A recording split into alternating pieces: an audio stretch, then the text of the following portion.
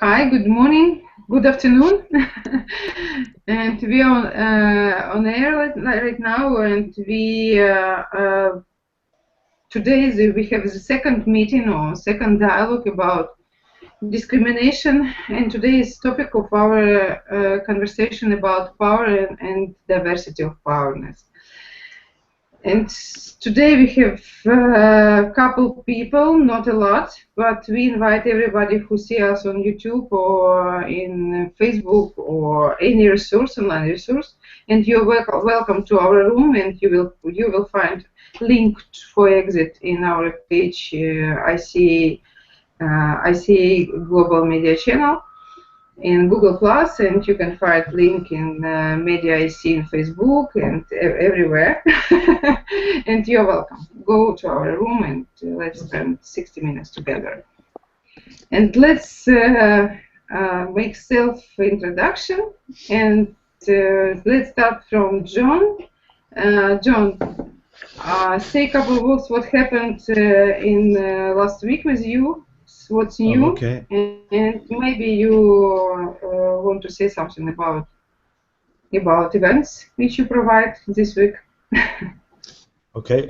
Yeah, because I don't need to introduce myself again. But I'm still John. It says IAF Africa, and I am part of IAF, which is International Association of Facilitators. And really, I work with an organisation called VSO Jitole. The V is voluntary, S is service, and the O is organisation. And Jitole is a Swahili word. It means volunteer, so it's kind of repeating itself in a way, but it makes it easily understandable here.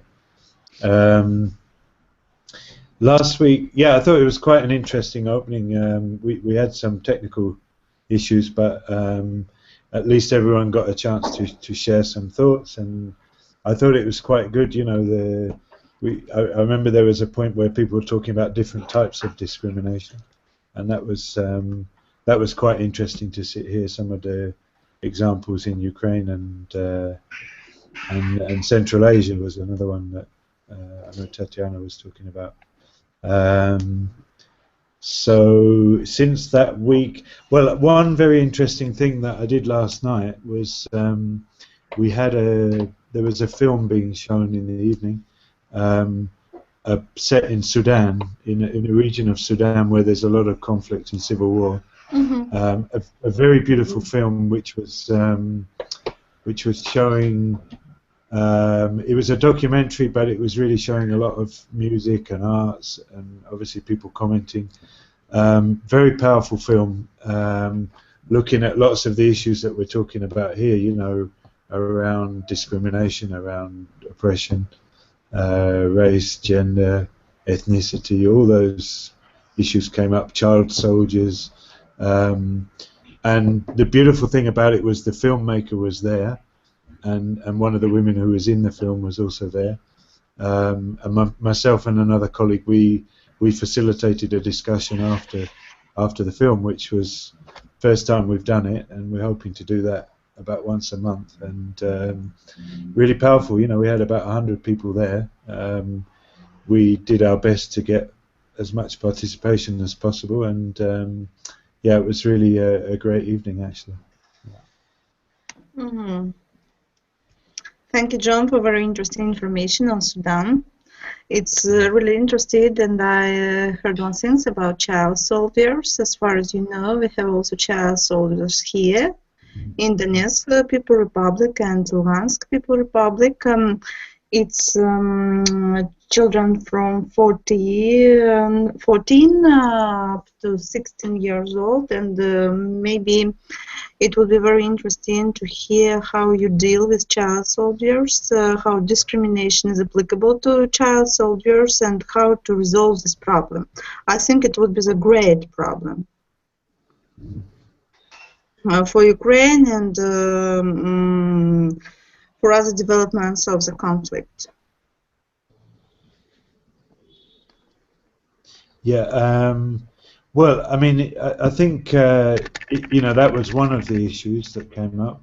And I think there was a beautiful scene in the film about just really in a village, and this woman talking about the way children are used or misused, and it was really powerful just to hear, you know, voices from directly from people affected like that, you know, and the medium of film is obviously very powerful, you know, and that was a good way of reaching a lot of people. But yeah, it's a big challenge in many places, you know.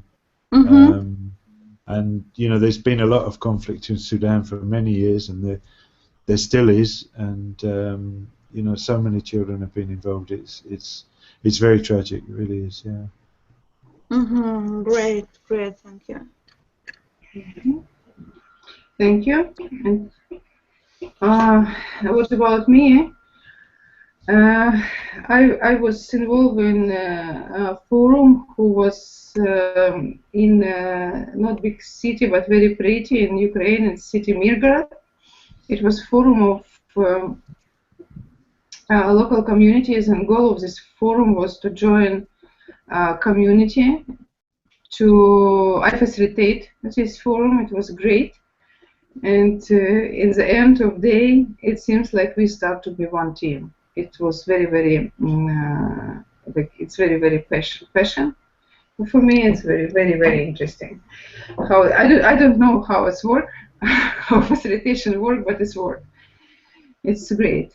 It is a great opportunity to people to live in one region together without conflicts, and to learn tools, how to create something, how to create new ideas, how to create strategic plan, how to implement own ideas.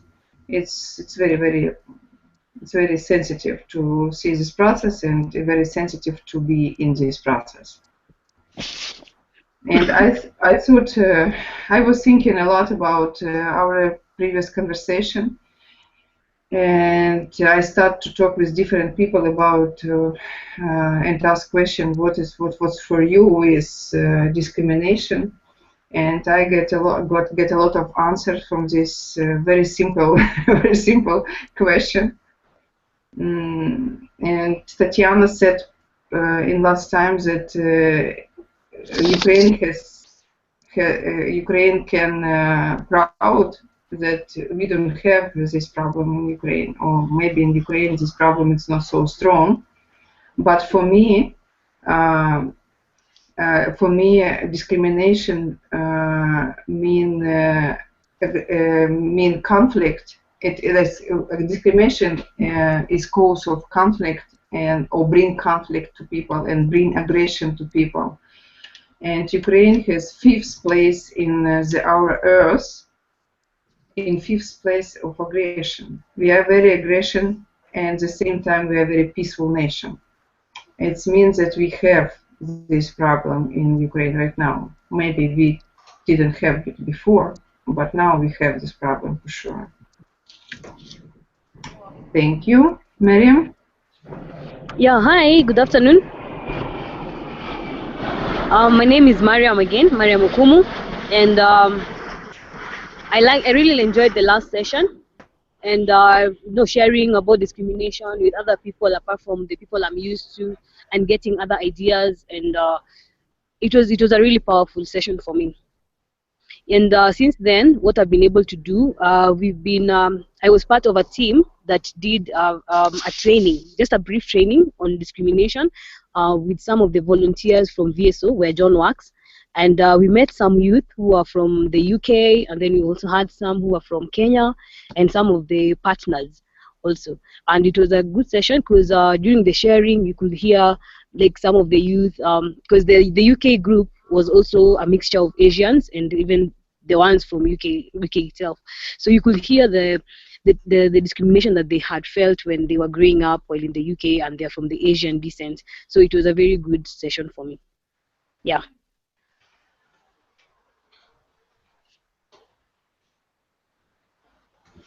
Thank you, Mariam. It was very interesting. It was very interesting to read Facebook this week after our conversation. And I believe in magic. Everybody knows, or who knows me, everybody knows that I believe in magic. And magic happened in this week because After our conversation, my Facebook friends start this conversation in own pages. And for example, one of the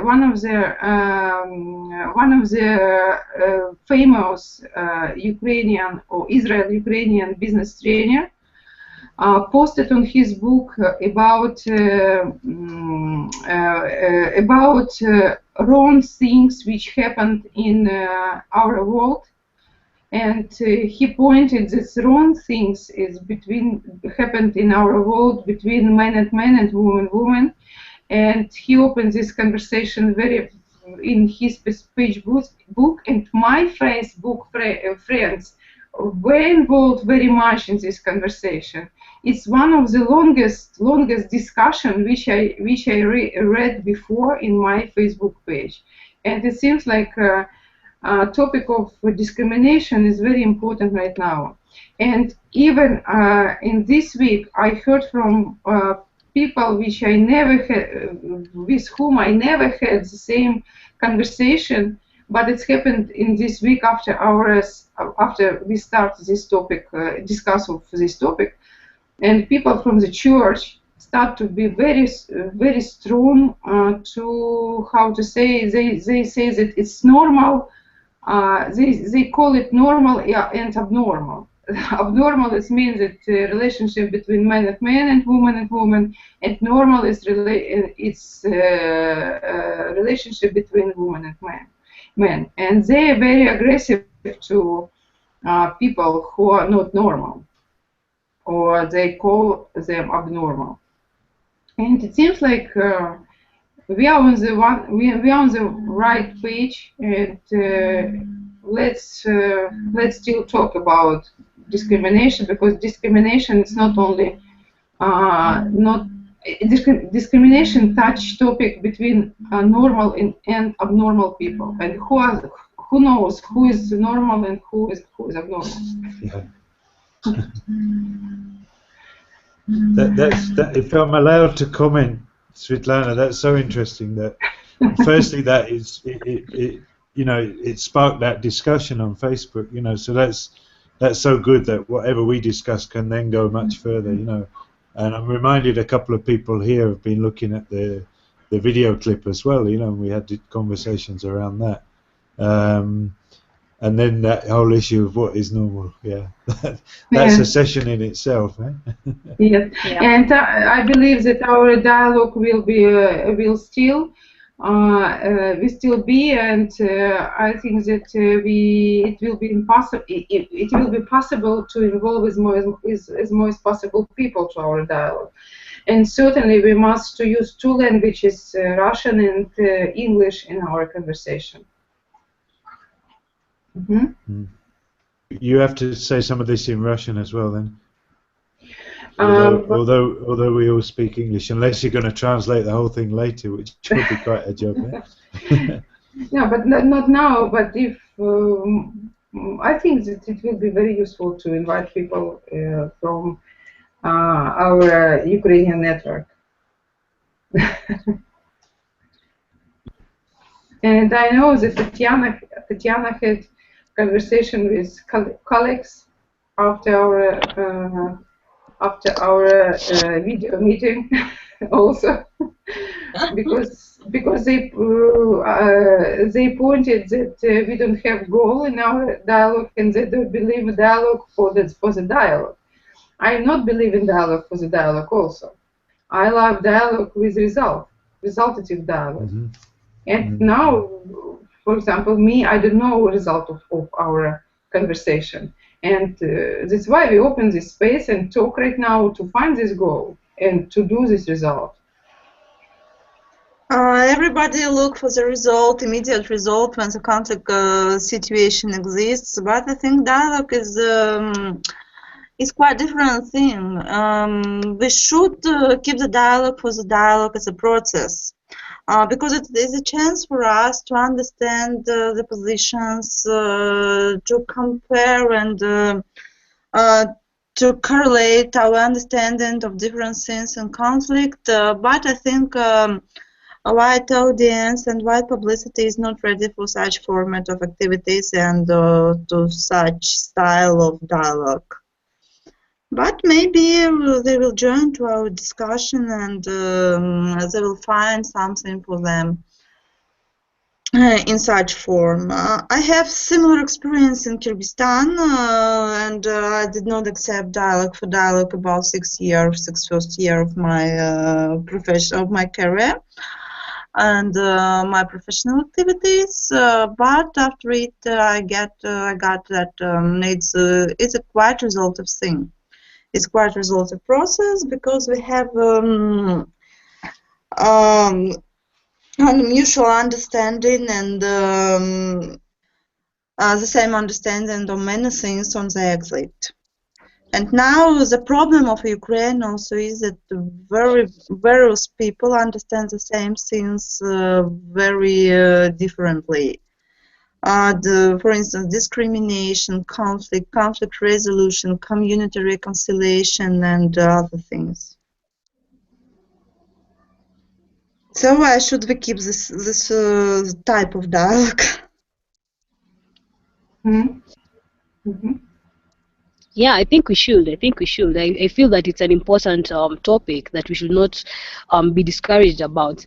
And like Tatyana was saying, like everyone views discrimination in a different way according to where they are. So the dialogue will help. Yeah.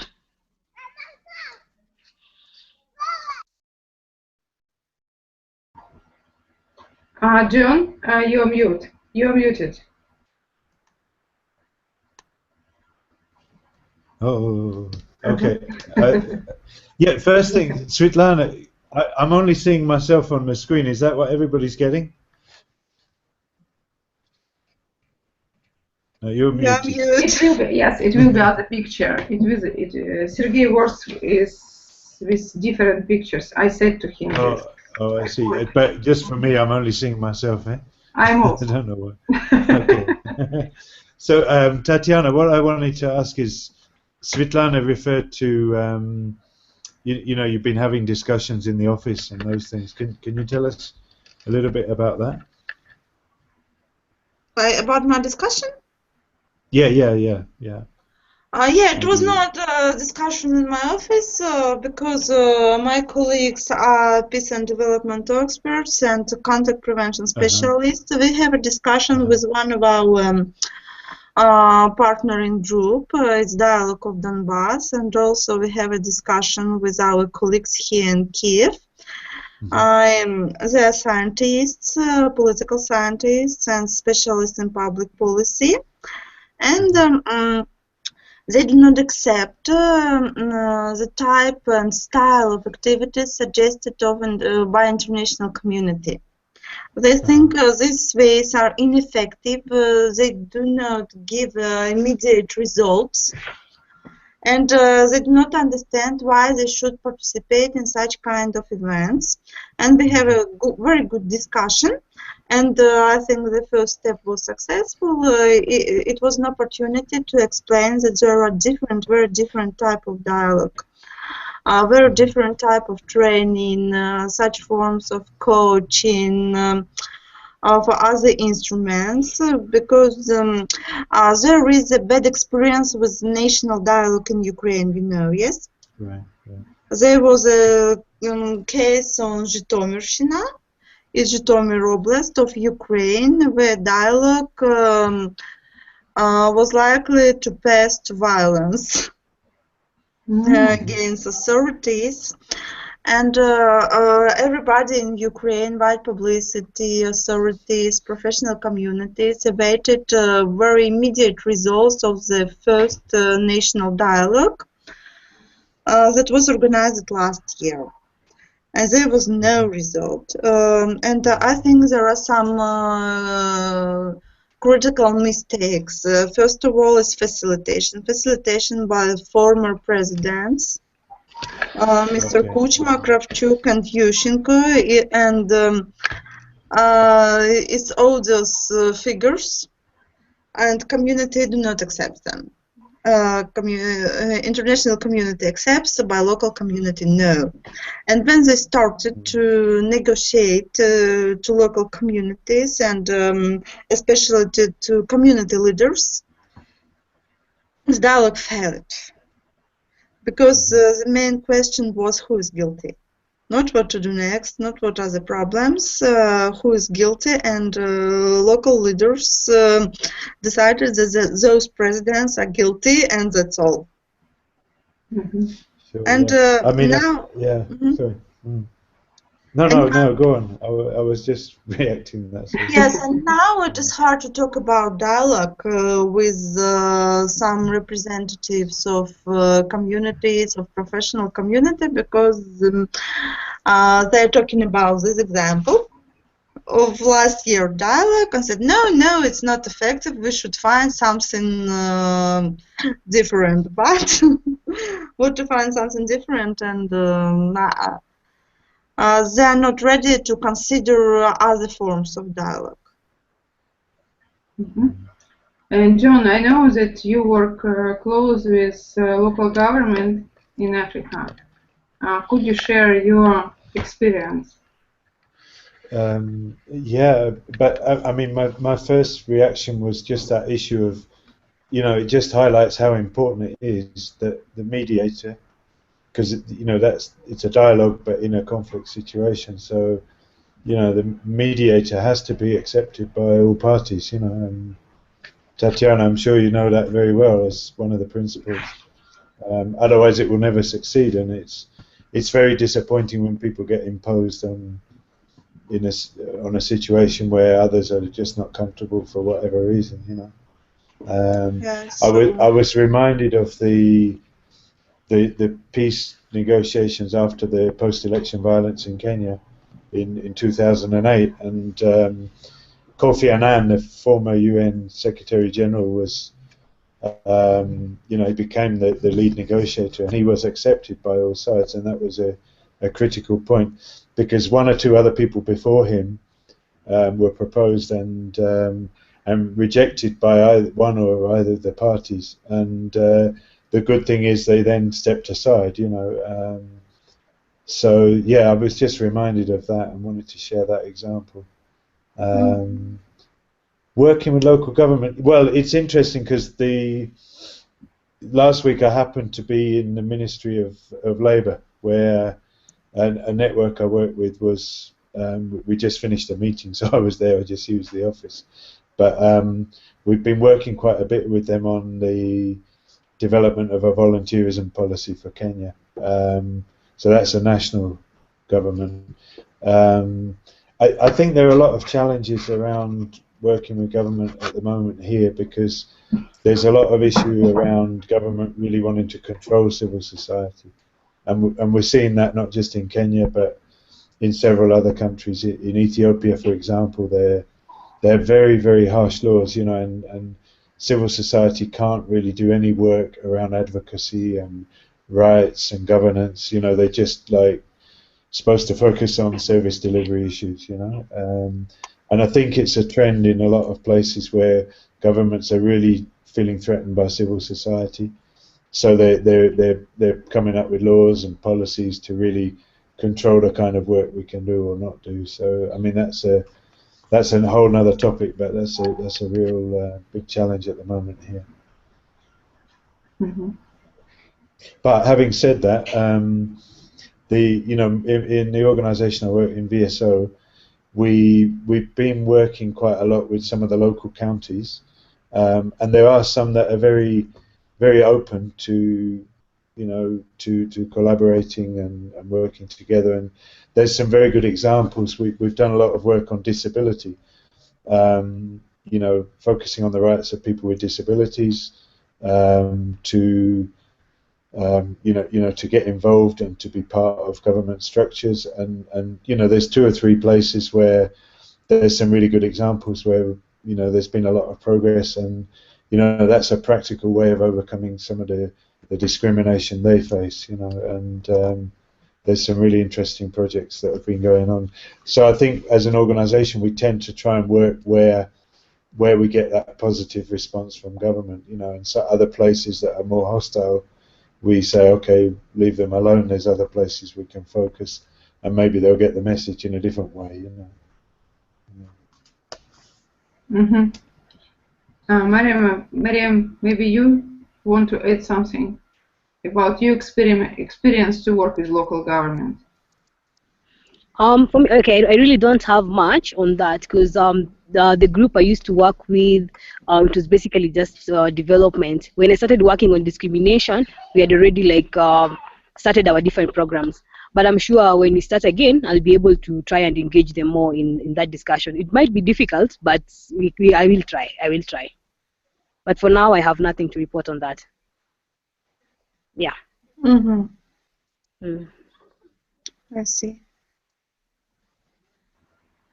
And John, what do you think that's what is more important, or not maybe important is the wrong way? I'm sorry for my English.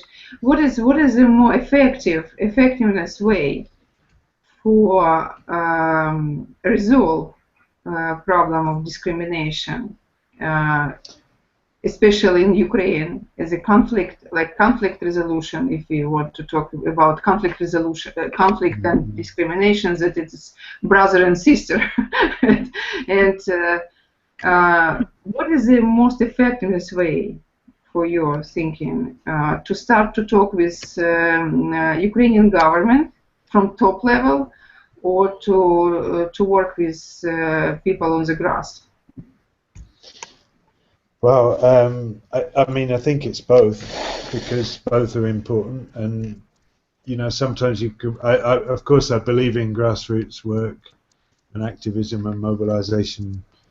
That's my bias, but I recognise the importance of reaching that higher level as well. I don't have an answer for Ukraine. I can just share some experiences that I've been involved in. But yeah, I mean, one was the Kenya example about what happened after the post-election violence, and the challenge. I'm sure Mariam will agree with this, but the challenge we have here now is that there was a high-level agreement that brought peace between the conflicting ethnic groups and political parties, which are very closely aligned. But at a grassroots level, there's not. Well, we've got different opinions on that, but there's a lot of conflict, and maybe not open conflict, but there's a lot of tension still, and there's still a lot of need for reconciliation work, which to me shows that it needs to be done at different levels, you know, and you can't really have one without the other.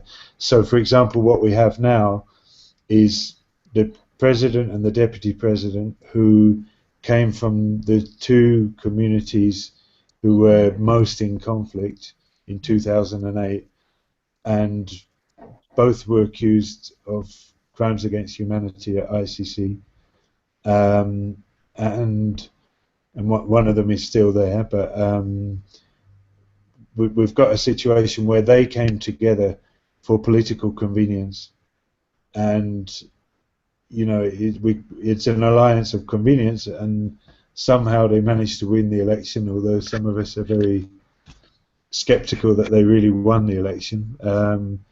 But basically, it's a high-level agreement, and at a community level, yeah, there are examples of where communities have come back together and they're working on this, but there are many examples of where communities are still very separated and don't want to have anything to do with each other.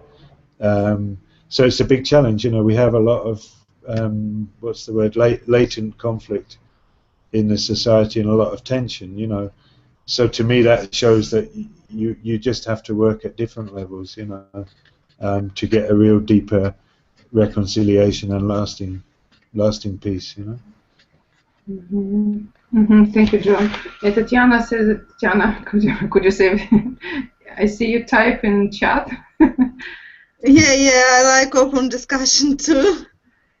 And what do I mean for you, open discussion? Because it's open discussion is different understanding for open discussion for me. It's not open discussion for you. What do you mean? We do not follow our today agenda because of absence of other participants. They are missed, and we are discussing 3 topics, and I call it open discussion. I think John mentioned the same, isn't he? Yeah, exactly. Yeah. No, I realize. Oh, well, we're not going to follow the program, but that's fine because this is interesting and useful. You know. Okay, and I have a question to you as a specialist because I am not. But where is words of open discussion? Where is limit of open discussion? Or I maybe think there is no limit. Okay. It's open because it's unlimited. And maybe I have dilettante questions, but anyway, because for me open is very open.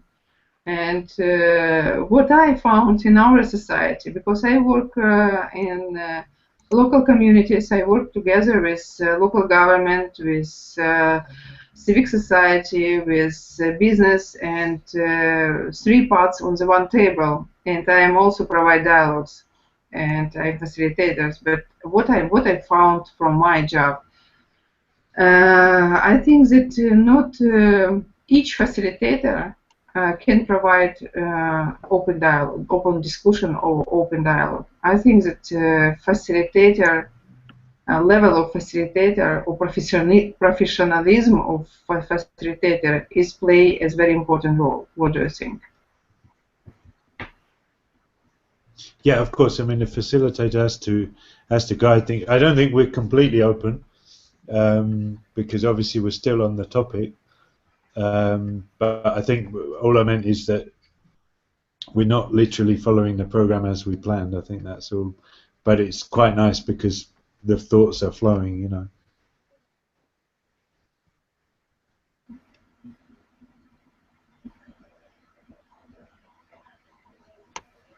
Tatyana, what do you think? I didn't catch the last sentence. I'm sorry because I have some problems with the sound. Could you please repeat it? And the question was about that not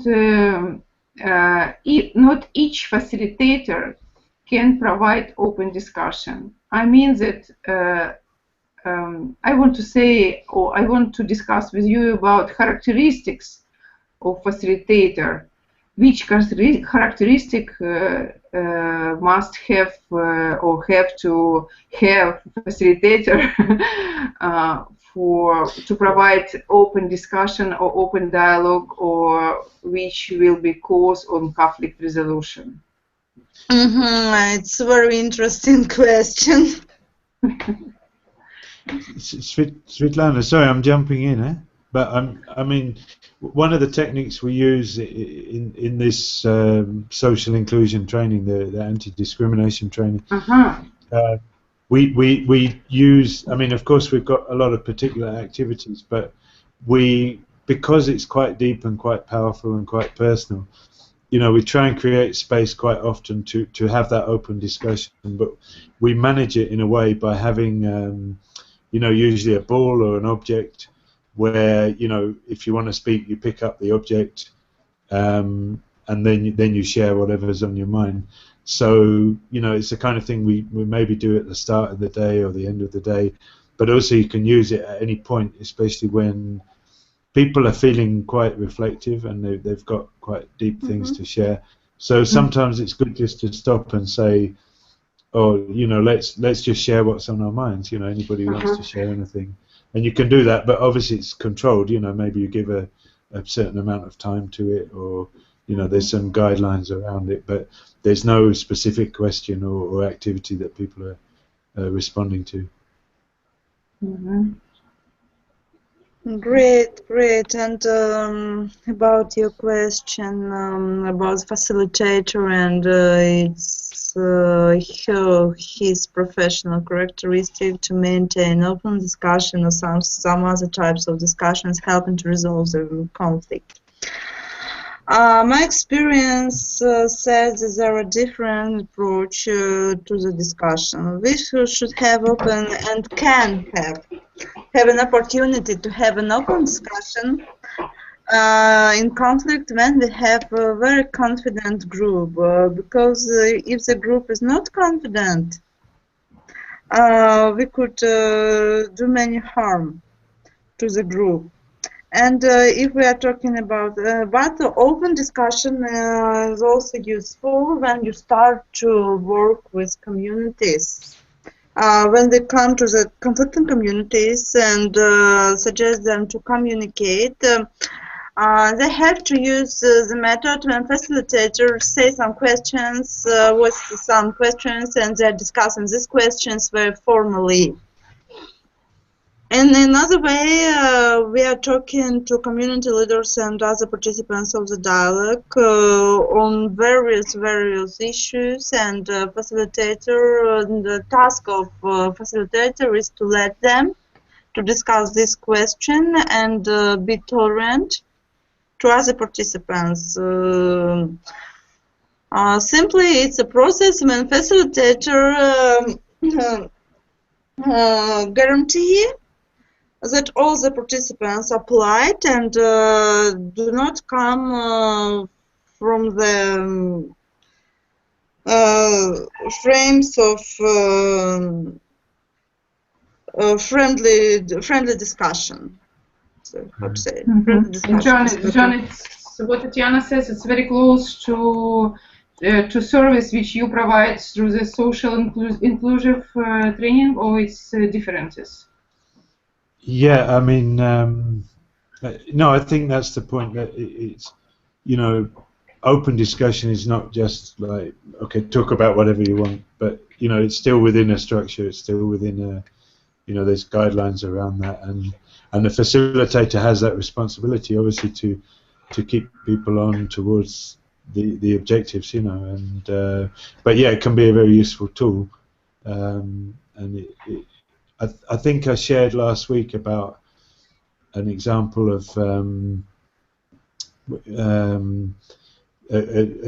team of facilitators who were doing this work in Mozambique, and they found a group that really had suffered a lot of trauma in their lives, and had been that region where they were had been affected by a long civil war and a lot of conflict, and they were with people who were, can I say, a bit older, you know, 40s, 50s, and many people who'd never really explored some of these issues in their lives, and you know, they went with their program and their activities, but from the opening itself, the circle we do at the start, it was clear to them that they actually needed to just give people a lot of space to share, to process feelings and thoughts, and of course there was guidance around that, but they more or less threw away the program for 3 days and just had a little bit of structure, but more about giving people space to explore and so on. So that's probably the other extreme. But I think as facilitators, we should focus more on our objectives, but not be too rigid about our program, you know. But it does vary, you know, because the program helps to keep people on track as well. But I think sometimes we can get a bit hung up on, you know, we must do this and we must do that, and, you know, and actually the key question is, are we meeting our objectives? You know, are we helping the group to move wherever we want them to be moving, or where they want to be moving, more importantly. Yeah. It's quite various instrument, and I think it could be applied very variously in different situations. I mean, open discussion, like an instrument.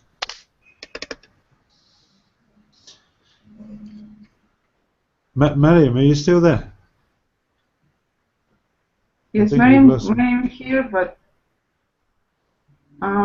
we can see, we see her picture, but not. But we don't hear her. Yeah. Yeah. And I see that Mariam moved very fast from one place to others. Maybe she lost internet. It's because she's sitting and she's got a phone. I think she's holding a phone. So yeah, but at the same time, it's a great example that everybody in the world can involve in our dialogue.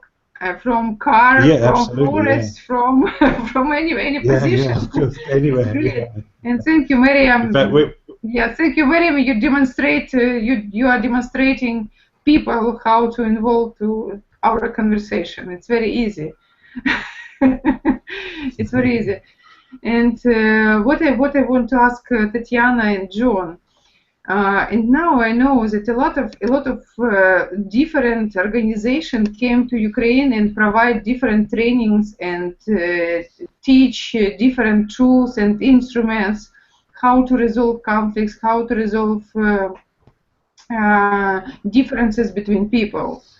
And I know that John is and Tatyana, you are very well educated and experienced facilitators. And what do you think or maybe you can point some very most effectiveness ways or tools for resolve conflicts, according to your own experience, certainly? A very hard question, because let's try to discuss it. First of all, many initiatives and many approaches on conflict prevention and conflict resolution creates a very competitive field, and competition is a guarantee of result. I think if we have no competition in the field of conflict prevention and conflict resolution, we will never find the best solution for our communities. Each community will demand individual solution. And if we have competition, if we have different approach, it's very good. My experience in work with conflicting communities in Ukraine here said that the effective way for us, for our concept and our organization, Egalite International, its organization, it's conflict management agency, and I work for in Ukraine here. This approach is conflict sensitivity, conflict sensitive governance, and conflict sensitive initiatives to mitigate the conflict and prevent the conflict in future throughout Ukraine. And we are based on discussions with local populations, with local government, and now we are in process to determine, to identify what we want, what are the main points to cooperate, what is conflict sensitive, what is conflict insensitive, why it is. Because we need environment to accept our approach, and we need people to trust us, to trust our approach. This approach demonstrated good results in Kyrgyzstan, in Kazakhstan, in Georgia also, and other Caucasus countries. But I'm not sure that Ukrainian government and local governments are absolutely ready to accept it and to take any concrete approach. It is effective for us. For other organizations with different purposes, for instance, organization working for community reconciliation only, maybe they will have other effective ways of dialogue. Maybe they will prefer to have strong facilitation and moderation of the dialogue to get immediate results, to get concrete agreement on concrete problems and ways to decide these problems and resolve them. Yeah, I could not say exactly what is effective, what is ineffective. It depends on situation, of context of your activities. Mm-hmm. Mm-hmm. Thank you, Tatyana. John, are you with us? Yeah. Well, first of all, I just got a message from Mariam that she's trying to get back online, but she's losing the connection, unfortunately.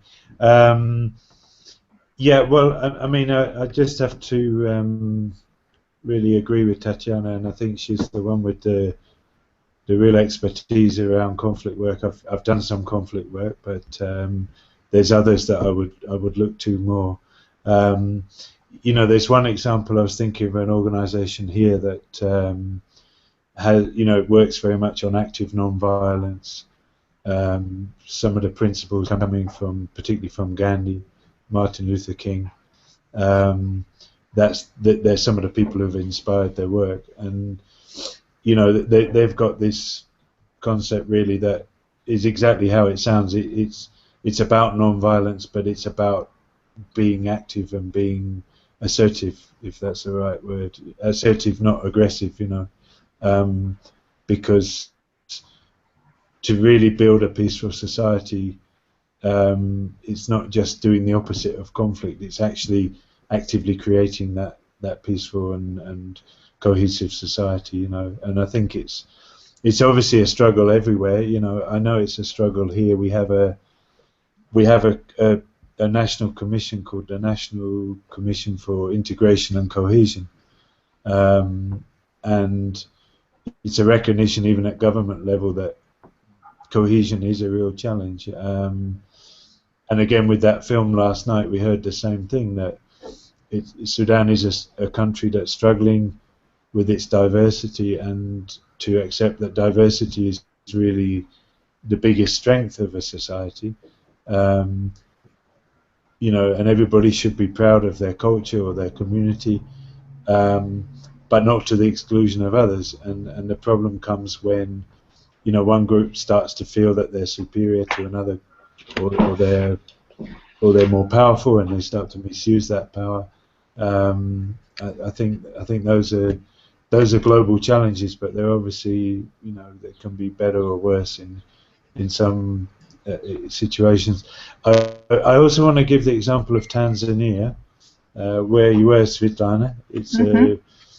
It's a very interesting society because they actually developed with more of a socialist approach, and you know, they had this concept called ujamaa. I'll write it in the box in a minute. And ujamaa just means really about a community living together and helping each other and working together. Now they've got more than 100 ethnic groups in a population of 50 million. Now, in many cases, that would be a recipe for chaos, you know. Wow. It's a very cohesive society, and they've got a strong sense of, well, one is national identity, but they've got a strong sense of community and working together. And I think there are things that they've done that maybe other countries haven't done, that actually, you know, people have got that sense of, yeah, this is my own particular ethnic group, but, you know, we're just one of many, you know, and that we don't have to be superior to others to assert ourselves, you know. So it's not a perfect country, and to be honest, they're you know, they're moving into what we call advanced capitalism very quickly, and the gap between rich and poor is growing very rapidly, and they're starting to get the kind of issues that Kenya is having. But at the same time, it's generally a very peaceful and calm society, you know, wherever you go there, and I've spent a lot of time there over the years, and it's always just a pleasure to be there, because you have a sense of well-being and care that is very rare in the modern world, you know. So I think there's some really good lessons from there. There's certain principles they have. For example, they try and have a rotational system, more or less, between different regions. The one they haven't got right is about gender, because we're still waiting for a female president. But there are women at quite a high level in government. They're doing relatively well.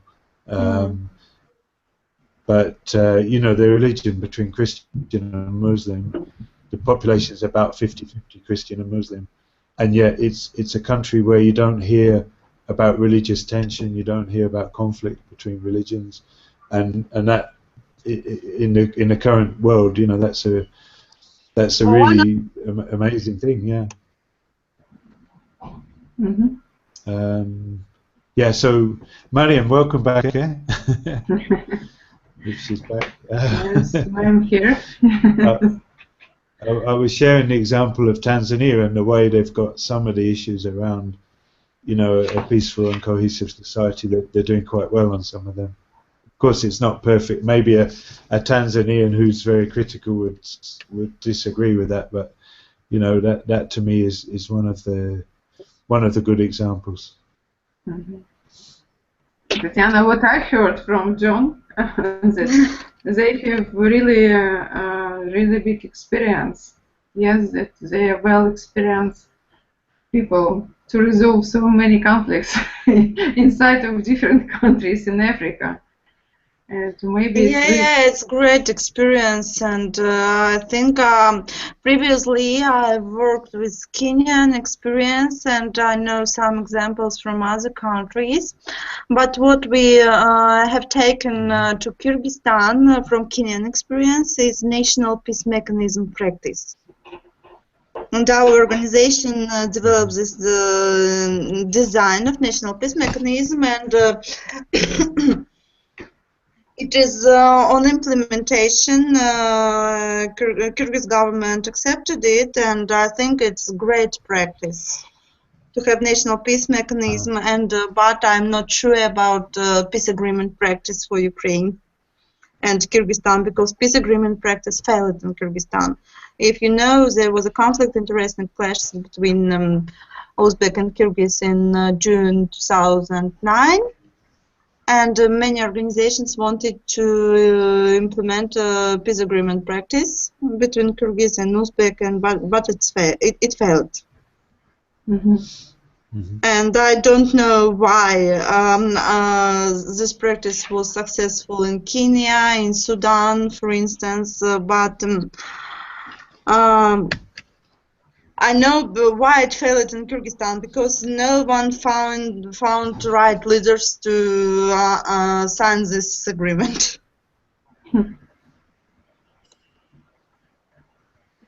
Yeah. Interesting. Yes, interesting, because I know that a lot of good opportunities failed in post-Soviet Union countries.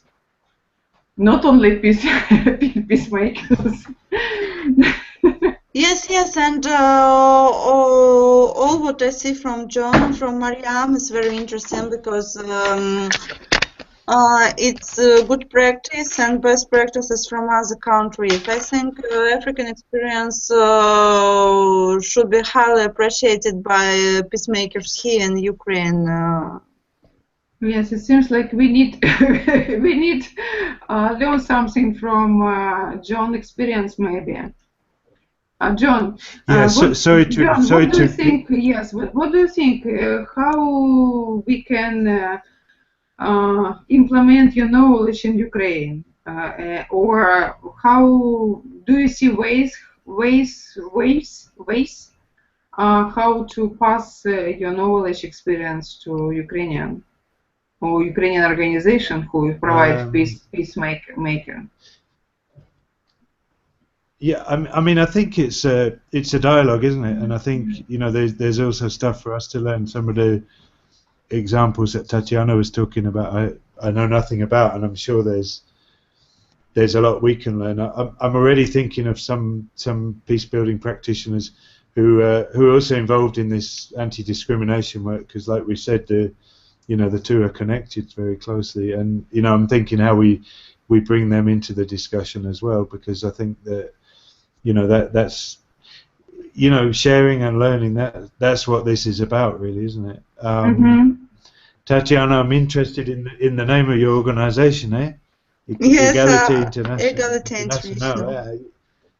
Equality International. That's something name. Like this. We mixed it French and English in our name. No, that's a lovely name. But I mean, there are many examples from around Africa. There's sadly been a lot of conflict over the years, and in different places. But the one that came to mind as you were talking, Tatyana, about the peace framework is Rwanda, and they've got, they've really made incredible progress in 20 years since the genocide. They've had a lot of development of the society, but also the root of that is really the peace building and the sense of reconstruction of society. And I was reminded that they have they have peace building as a subject in school. So children learn about it, have discussions about peace from a young age, and I think those are the kind of things that need to happen, so that a country takes it on board as a national value. You know, that we don't take peace for granted, and even if we have it, we're gonna keep working on it. You know, so that we can. Unfortunately, in Kenya, after the violence we had in 2008, there was a rush of initiatives around peace building, and you know, lots of things going on. But then 2 or 3 years later, many of them had died out. You know, it was like, oh, they're not needed anymore. Everything's okay. And I think that's a fatal mistake. You know, and I hope we don't pay the price for that. But I fear that we may, because you know, there's, like I was saying earlier, you know, there's a lot of issues that are still there that still need to be dealt with, and I wish we could also build in some of those concepts, you know, within education or within, you know, a deeper national framework. I've got a message from Mariam. Yeah, yeah. Let me share this message from Mariam. She says that she's having a lot of problems getting online. So her last thoughts are that discrimination discussion cannot have an immediate result, but is a continuous process, especially since most of the attitudes we have been given, which are given to us when we're still young, are very deep.